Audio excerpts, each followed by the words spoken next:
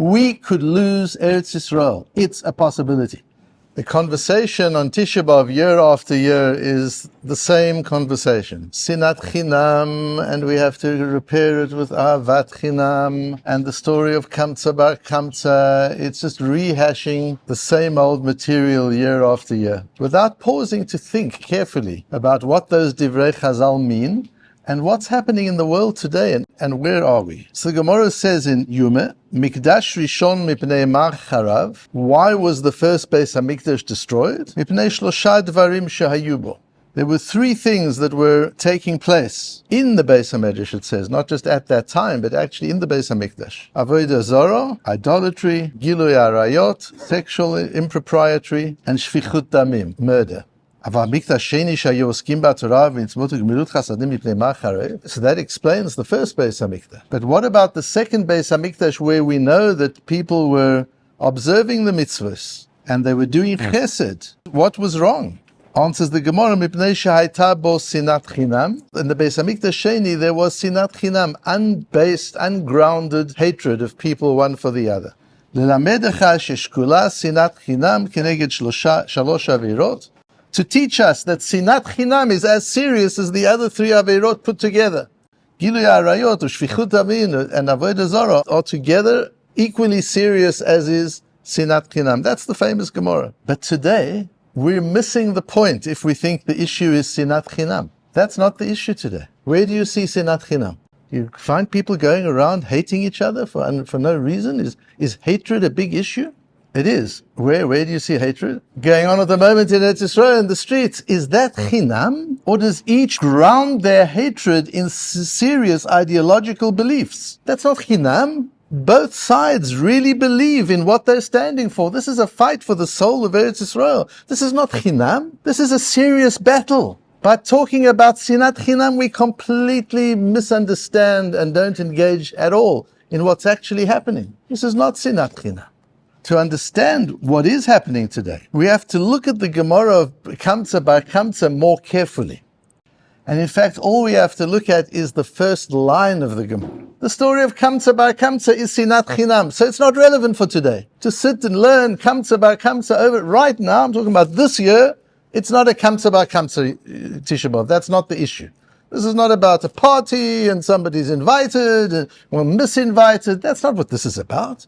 This is much more serious. People believe in what they're fighting for. People believe that they are right and the other is wrong. People believe this is something to be moser nefesh for. For Sinat Chinam, you don't every Motzei Shabbos stand in the squares of every town in the country for hours. You don't do that for Sinat Chinam.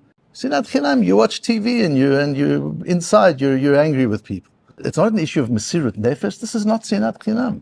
How does the Gemara start? The Sugya starts, Omar Rabbi Yochanan. Nobody quotes this part of the Sugya. It's interesting. Tell everybody the story of Kamtza Bar Kamtza. They start learning from the second line, and they leave out the first line. The first line is Rabbi Yochanan, who opens the whole story by saying, Mai dichtiv, what is the meaning of the Pasuk in Mishlei, Ashrei Adam mefached tamid, umakshe libo yipol bera'ah. Happy is the person who's always afraid, and one who is stubborn will fall into bad outcome. And then Kamtza Bar Kamtza, Charav Yerushalayim. Then he goes on to say, it's about Kamtza Bar Kamtza. What's that got to do with the opening? Ashrei Adam mefached tamid, and then Kamtza Bar Kamtza. What's that got to do with it? Says Rashi, what's Ashrei Adam mefached tamid? Rashi explains the pasuk in the Gemara here differently from the way he explains it in Mishlei. Tanolad shelo ta'areh takala bekach im e'eseh zot. Doeg lirot hanolad. Ashrei Adam mefached tamid is somebody who's always conscious, always afraid, always worried about the consequences of what he's doing. He's thinking all the time in second and third order consequence. And so he's always nervous. It's not just that I must do the right thing. It's like I've got to also make sure that the outcomes of what I do will lead all the way down the line to good outcomes. And that you have to be very conscious of and very aware of. And then Rabbi Yochanan goes into the story of Kamtza Bar Kamtza, where they didn't realize the consequence of what they were doing. The first part, what Rabbi Yochanan says in the beginning, that applies to today. We're dealing with a situation where people aren't thinking carefully enough about second and third order consequence. There's not a mefached tamid. People are doing things and saying things without any thought or without sufficient thought of what the long-term consequence is going to be. Everybody has their own thing that they're fighting for. Everybody has their own ideology or their own self-interests. And nobody is actually thinking through what is the consequence for Am Yisrael of all of this going on. And I'm not at all tonight talking about, or any night for that matter, talking about the one side or the other side. That's not the issue. The issue is that the country is being ripped to pieces. That's the issue. And are we thinking carefully about second and third order consequence? It's not sinat chinam. This is not sinat chinam. So what is it if it's not sinat chinam? I would argue that we are closer to what destroyed the first Beit HaMikdash than to what destroyed the second Beit HaMikdash. And I don't know why when we ever, on Tisha B'Av, when people learn these things, they ignore the first Beit HaMikdash piece. And they focus on the Kamsa Bar Kamsa and Sinat Chinam, and it's important. But what about what destroyed the first Beit HaMikdash? What we're mourning is still the first Beit HaMikdash as well. It's not just the second Beit HaMikdash. What destroyed the first Beit HaMikdash? Avodah Zarah, Gilui Arayot, and Shfichut Damim. And you'll see how these three things are connected one to the other. And why is this relevant to us today? Where is the Avodah Zarah today? By putting the ideas of a liberal democracy over and above the laws of the Torah. That's Avodah Zarah. That's taking something which is foreign to Torah. Not that there aren't values in liberal democracy that are Torah values and are good values, but the whole concept as it's practiced today of liberal democracy. And taking that and putting that over and above Torah. That's Avodah Zarah. That's our Avodah Zarah of today. So to look at this Gemara and think very complacently, Avodah Zarah, that's not our problem today. Our problem is Sinat Chinam. No! Our problem is not Sinat Chinam, our problem is Avodah Zarah. The sinah, the hatred comes from the Avodah Zarah. If we weren't serving liberal democracy, what would be happening today? Would there be a fight? If Torah was what was central, would there be the fighting? There wouldn't. So this isn't about Sinat Chinam. This is about Avodah Zarah. That's what we should be talking about on Tisha B'Av. About Avodah Zarah, not about Sinat Chinam. And when that belief in liberal democracy over and above the values of the Torah gets to the point where we have to not only tolerate what I called in a recent shir depravity, and let me be clear, I'm not calling homosexuality depravity. I relate to homosexuality with empathy and pathos. I'm calling the depravity the celebration of sexual deviance. Not just even the acceptance or the tolerance of it, the celebration. To call it pride. That's depraved, not the thing itself. The depravity is society's relationship to it. That's what's depraved. And where does it come from? Well, the President of Israel made it very clear in his address to Congress. It comes from our democracy. We are so democratic that we have the biggest pride parade in the world. That's Avodah Zarah leading to Gilui Arayot. So we have a problem with Avodah Zarah. We have a problem with Gilui Arayot. And how do we deal with our problems? With Shfichut Damim, we assassinate character. We don't debate issues. We talk about the personalities. We destroy the personalities. It's not only in Israel, it's happening all over the world. And it's not only in politics, it's happening in everything. The whole cancel culture, what's that all about? Puzzling the individual, disqualifying the individual, destroying the reputation of individuals, rather than debating that for which that individual stands and is arguing. We don't even have the intellectual integrity and capacity to debate issues. All we can do is assassinate. There's the Shfichus Damim. So what's our issue today? Sinas Chinam. I wish Sinas Chinam was the problem. People don't get on together. They're hating each other for no real reason, like children. No, this is not children stuff. This is adult stuff. This is Avodah Zarah, Gilui Arayot, and Shfichut Damim. This is believing in what I stand for and being willing to undo everything in order to get what I stand for and to kill people and assassinate character in the process of what I stand for. That's back to first Beis HaMedrash problem. And we're not looking, where's the second Beis HaMedrash come in? The Rashi. We're not doeg lirot hanolad shelo te'era takala b'kachim yasezot. We're not looking at the consequences of adopting liberal democracy as our super value. The consequences of not just being tolerant about things that are going on in the world. We have to be tolerant, we understand that. But celebrating it. What are the consequences to our children? What are the consequences to our society? It's so interesting that now There's a major concern in the world about population decrease, the depopulation of the world. We're not just talking about the first world countries, we're talking about the entire world. Israel is one of the few countries in the world of significant population growth. And what's the concern? You didn't think of that? You didn't think of second and third order consequence when you introduced the values and the policies that you did? And even celebrating these things that are celebrated, is that not impacting the growth of population? The growth of people who are fine and educated and developed and can make a contribution to a society and to an economy? Are we not thinking consequence? No, we're not. There's no ashrei adam mefached tamid. There's no sense of being doeg lirot hanolad shelo ta'areh takala bekachim esezot. We're completely blind to the thought of I'm nervous that there could be a negative outcome down the line from what I'm doing at the moment. And that's where we are today. So what we should be focused on is the arrogant fearlessness of consequence. The fact that people on both sides are moving forward with their agendas without any fear of consequence. What am I doing to the nation? And is this the only way to do it? So what are we to do? How do we relate to all this? So let's go back to the Matmonim Shir on Daf Nun Vav, where the sugya appears, where we had the case of Rabbi Tzadok, who used to daven for the situation of the Jewish people for 40 years before the Churban. And the Marshal says because there were signs 40 years before the Churban that the Beit Hamikdash was going to be destroyed. It was if you looked ahead, if you understood the consequences of actions, if you were an Adam who was mefached tamid, you saw where we were going, you saw the trajectory. And Rabbi Tzadok saw the trajectory. So he davened. What else did people do to stop it? You can see the trajectory. What could you do to stop it? They did nothing else to stop it. And we had the Gemara, you'll remember, the conversation between Rabbi Yochanan ben Zakkai and Aspasianus, the governor of Israel, who was being recalled to Rome. And Aspasianus says to Rabbi Yochanan ben Zakkai, I'm about to go back to Rome. Ask me anything you want, and I'll give it to you. Rabbi Yochanan ben Zakkai says, there are three things I want. The Romans are about to destroy Yerushalayim. If Rabbi Tzadok knew that that was what was about to happen, Rabbi Yochanan ben Zakkai also knew that that was about to happen. What are the three things he asks for? He doesn't say, I ask you to spare Yerushalayim. He doesn't say that. He says, number one, spare Yavne and the Chachomim of Yavne. The Yeshiva in Yavne, the Sanhedrin in Yavne, spare that. When you destroy Yerushalayim, leave Yavne standing. That's number one. Number two, Shushilta de Rabban Gamliel. Don't destroy the governance of the house of Rabban Gamliel. These are the princes of Israel. They've governed the Jewish nation. Don't destroy the leadership of the Jewish people. Va'asvata de Masyan Leile Rabbi Tzadok.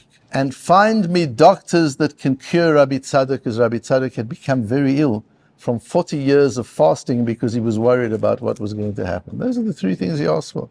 And the Gemara says, what a waste of an opportunity. So Rav Yosef says, Item Rabbi Akiva. This is a case of where Hashem sometimes makes wise people do silly things. He should have said, just leave Yerushalayim alone. V'hu savar, and the Gemara says, so what was his thought? Why didn't Rabbi Yochanan ben Zakkai ask for that? Dilma kuli hai lo avid. He believed that he wouldn't get that granted. If he were to say to Aspasianus, I want you to keep off Yerushalayim, Aspasianus would say, it's too late for that. This has been decreed already from Rome, and there's nothing I can do about that. And then he gets nothing. He wouldn't even get the small things he was asking for, the three things he was asking for. And we explained that what Rabbi Yochanan ben Zakkai was doing was understanding that the course of history is going to play out. It's going to happen no matter what. We're not going to change the course of history. Rabbi Tzadok could see the Churban Beis Hamikdash coming in 40 years' time, and all he could do was davening. Nothing you can do to change the course of history. You can choose what part you want to play in that course of history. Do you want to be part of it? Do you want to support it? Do you want to oppose it? Do you want to resist it? That we choose. Or do we just want to be observers? Do we just want to be pedestrians, audiences watching it unfold? Or do we want to be part of history? That's our choice, but we can't change history. But what we can do is to plant in the darkest times the seeds for the later time. And I explained when we learned this in the Matmonim, that hope and optimism, which is what bitochen is, hope and optimism is a necessary requirement for economic well-being, apart from many other things. If you don't believe that tomorrow is going to be better than today, you don't invest. Then you pull money out of the system and you conserve. You invest when you believe tomorrow is going to be better than today. My money will grow. my investment will improve. When you're in a situation of lack of hope, it's very serious, and that's what bitochen is. We'll see exactly what bitochen means. It doesn't mean that everything will be all right. That's not what bitochen is, and that's not what hope and optimism is, because sometimes everything isn't all right. Rabbi Tzadok knew the Beis HaMikdash was going to be destroyed. Does that mean he didn't have bitochen? Why didn't people say, Rabbi Tzadok, why didn't you have bitochen? Do you really think Hashem's going to destroy the Beis HaMikdash? You think that's possible? He knew it was going to happen, and there was nothing to be done about it. So we can't look at the present situation and say, Hashem will make it all right. It's okay. We could lose Eretz Yisrael. It's a possibility. What about Hashem? Who knows what Hashem's plans are? What hope and optimism is to understand, you remember I said, that we have to extend our perspective of time beyond the immediate. We've got to see time in a much fuller context. We've got to think of time in hundreds and hundreds of years. We can't think of it in a short period of time. I heard the story recently. Somebody was talking to one of the Chinese leaders, and they were having a conversation about science and politics and history. And he said to him, do you think the French Revolution was a good thing in retrospect? And he said, it's still too early to tell. That's how the Chinese look at the world, a long perspective. And that's what bitochen is. Bitochen doesn't mean everything's going to work out okay now, tomorrow, this week, this year. Bitochen means Hashem has a long-term plan. This is part of the plan. Ultimately, it will all work out the way the Nevi'im have said it will work out. What the journey is to get there, we don't know exactly. We can participate in that journey. But optimism and bitochen is to know that ultimately it will be all right. It doesn't mean that it will be all right now. You remember I spoke to you some time ago. It was in the Purim Shir, in fact. When you take a short shot of life, then it's a tragedy. When you take a long shot of life, it becomes a comedy. You begin to understand stuff. Things start making sense. If you look at short snaps of life, there's some very tragic things. There's sad moments that we have, moments of loss that we have, moments of hardship. But when you look at the long shot, it's different. Bitochen is to know there's a long shot, and we're part of the process of getting to the long shot. It doesn't mean that what's happening right now is going to be fine, that it's all going to be resolved. We don't know that. And Ashrei Adam Mefached Tamid, we have to constantly be aware of the consequences, the short and the long-term consequences of what it is that we do. So what do we do? In fact, we've got to do like Rabbi Yochanan Zakkai did and say we're in a dark moment at the moment. This is a very dark period of our modern history, and we've got to be planting the seeds for what comes afterwards. We can't get too bogged down in what's happening now because we've got no control over it. But we've got to plant the seeds so that when this is all over, the good things start to happen. We don't have to start working from the beginning. We've preserved what's good. We've preserved Yavne. We've preserved Rabbi Tzadok. We've preserved the shelita de Rabbi Gamliel. We've preserved the things that are going to get us to where we need to be. That's what's important. And not to allow ourselves to be pulled down into the mire in such a way that we allow ourselves to become depressed and destroyed in the process. Things are going to work out ultimately, whether there'll be more hardship or not, whether this gets resolved immediately or it doesn't, whether Iran attacks us or Iran doesn't attack us, whether we attack Iran or we don't attack Iran, we don't know. We don't know. It's going to play out. And eventually it's going to play out in a way that we're going to be Mesaken, Olam b'malchus Shaddai.